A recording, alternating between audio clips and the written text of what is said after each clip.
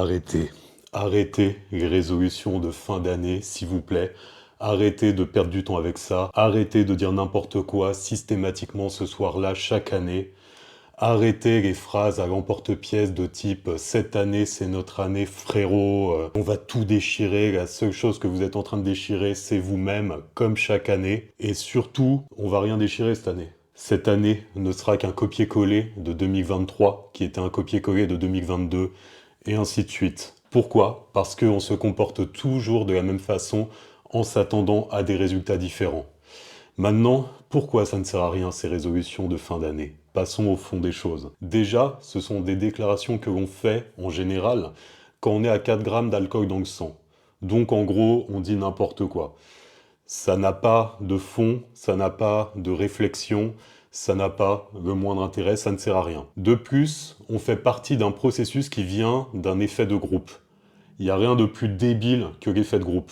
Vu que on a des tendances à être un petit peu des moutons, il suffit que les autres dans cette soirée partent dans une direction pour que nous allions dans la même direction. Donc en gros, on va faire des déclarations qui ne reposent sur rien de personnel, on va juste suivre le groupe, comme d'habitude. Donc ça ne sert à rien. Et encore une fois, les résolutions, c'est quoi? C'est quelque chose que tout le monde fait. Donc, comme ce que tout le monde fait, en général, ce n'est pas ce qu'il faut faire quand on veut arriver à faire quelque chose de significatif de notre existence. Ensuite, donc, cet effet de groupe fait qu'on prononce ces paroles, et donc ces paroles n'ont pas la moindre conviction personnelle. Ça ne repose pas sur notre réflexion, ça ne repose pas sur nos envies, ça ne repose pas sur notre ressenti, donc ça ne vaut strictement rien du tout. Et aucune réflexion qui plus est, évidemment, c'est en corrélation. L'effet de groupe amène très rarement à la réflexion personnelle, donc on s'en débarrasse, ça dégage, c'est comme la motivation, ça ne sert à rien. Résolution, motivation, on est un peu sur les mêmes concepts qui viennent de la pensée populaire et qui ne servent strictement à rien lorsque l'on souhaite avancer et réussir à atteindre nos objectifs. Maintenant, qu'est-ce qu'on peut faire à la place? Déjà, on va s'éloigner de ce groupe qui ne sert à rien et on va se poser seul avec soi-même. Alors évidemment, pas le soir même, puisque faut bien faire la fête, n'est-ce pas?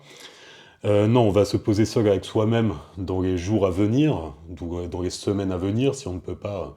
Tellement, évidemment, on est débordé par rapport à toutes les séries qu'on a regardées sur Netflix et tous les comptes qu'on a à scroller sur Instagram pour regarder la vie des autres. Donc, on se pose quand on peut, et on se pose donc seul avec soi-même, seul dans le calme, vraiment coupé de tout, et là, on réfléchit à ce que l'on veut vraiment obtenir de cette année. Quel est le domaine dans lequel on ressent le plus de frustration ou de manque, le domaine où on veut atteindre quelque chose de significatif pour nous, pas pour les autres, pas pour la société, pas pour les réseaux, vraiment pour nous. Et c'est pour ça que c'est important de se poser seul, pour avoir vraiment l'esprit vierge de toute influence extérieure. Faut réfléchir à ce qui a du sens pour nous, ce que l'on ressent de manière viscérale.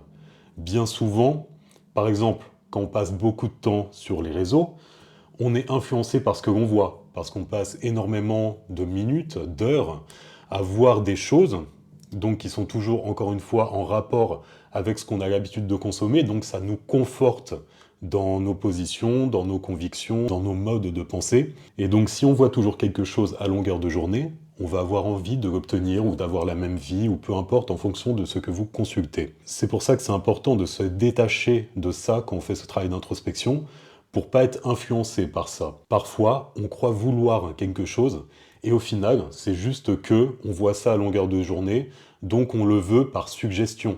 Mais vraiment, si on réfléchit au fond de nous-mêmes, on n'en a strictement rien à faire en fait de cette chose-là. C'est pour cela que réfléchir à ce qui a du sens pour nous, réfléchir à ce que l'on veut, mais vraiment de manière viscérale, c'est fondamental pour définir une bonne direction que l'on va tenir. Une fois que l'on a défini cette direction, il est temps de la découper en petits objectifs. Parce que très souvent, pareil, quand on a un objectif, un rêve un peu trop loin de ce que l'on a à l'heure actuelle dans notre vie, ça nous paraît inatteignable. Et ce qui peut nous aider à le rendre plus concevable à notre esprit, c'est de le découper en petites tâches à effectuer dans le temps. Mettons qu'on prévoit un objectif pour septembre 2024, on découpe, voilà, par exemple, juillet, août, faudra que je sois là pour en arriver où je veux en septembre. Le trimestre d'avant, je vais faire autre chose, trimestre d'avant, tac, tac, tac, et on remonte jusqu'à janvier. Et donc janvier, quelle serait la première action à mettre en place pour atteindre de cet objectif? Ça peut être un truc tout petit, insignifiant, par exemple, tout simplement se renseigner sur une stratégie à adopter pour atteindre mon objectif, tout simplement. Et donc à partir de là, bah, on planifie cette première action. Quand est-ce que je la commence?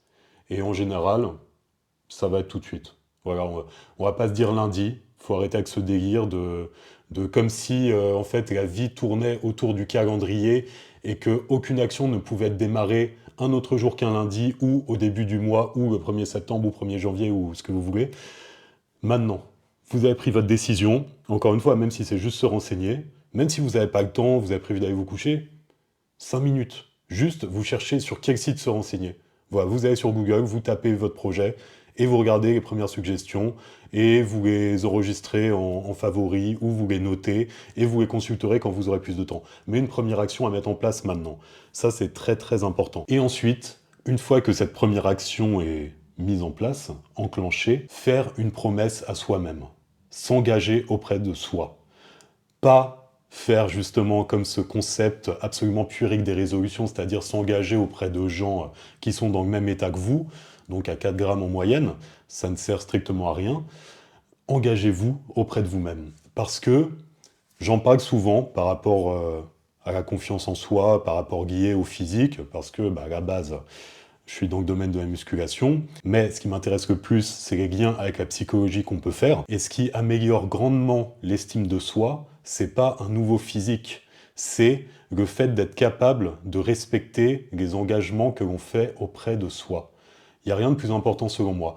Quand vous vous fixez un objectif et que vous mettez en place des actions pour l'atteindre et surtout que vous respectez systématiquement ces actions, votre estime de soi, elle prend mais une plus-value incroyable. Ça n'a rien à voir avec l'amélioration de votre reflet dans le miroir.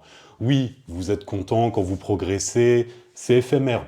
Par contre, l'estime de soi que l'on ressent vis-à-vis de cette progression, du respect de chacune de vos actions, mais c'est incomparable et surtout c'est durable. Donc voilà pour cette petite vidéo au sujet des résolutions. Ça ne sert strictement à rien, c'est de la perte de temps, c'est puéril, c'est débile. Voilà. Arrêtez de faire comme tout le monde, je pense que vous ne vous en porterez que mieux. Et surtout, en fait, c'est ça qui nous intéresse ici. Hein. Si vous voulez vraiment progresser, avancer, changer de vie même, soyons fous, eh bien prenez-vous en main, responsabilisez-vous. Arrêtez d'attendre que la solution vienne de votre environnement, du gouvernement, de gagner au loto, des gens de votre entourage. Tout repose sur vous.